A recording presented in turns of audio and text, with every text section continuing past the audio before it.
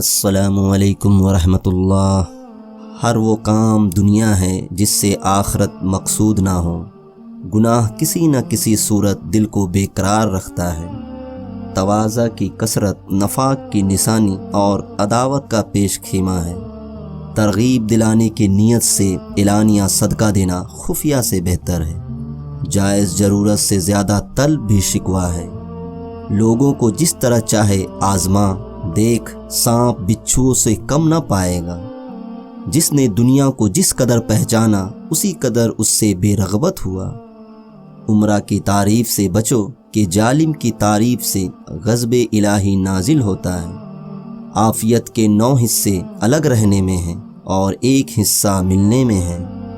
حیا کے ساتھ تمام نیکیاں اور بے حیائی کے ساتھ تمام بدیاں وابستہ ہیں۔ تونگروں کے ساتھ عالموں اور زاہدوں کی دوستی ریاکاری کی دلیل ہے۔ تعجب ہے اس پر جو دوزخ کو مانتا ہے اور گناہ کرتا ہے۔ اپنا بوجھ خلق پر نہ ڈالو، خواہ وہ کم ہو یا زیادہ۔ جس خوشبو کا تجھے حق نہیں اس سے ناک بند کر لے کہ خوشبو کی منفعت ہی سونگھنا ہے۔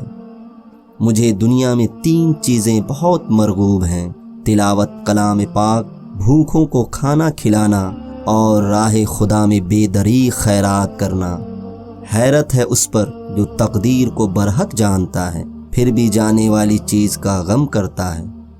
وہ عالم جس سے علم کا نفع نہ ہو، وہ مال جو راہ خدا میں صرف نہ ہو، وہ تلوار جس سے جنگ نہ ہو، وہ علم جس پر عمل نہ ہو، اور وہ مسجد جس میں نماز نہ ہو، یہ سب ضائع ہیں۔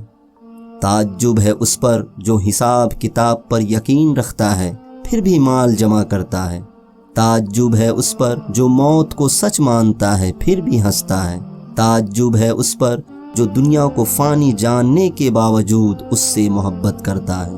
تلوار کا زخم جسم پر آتا ہے اور زبان کا روح پر۔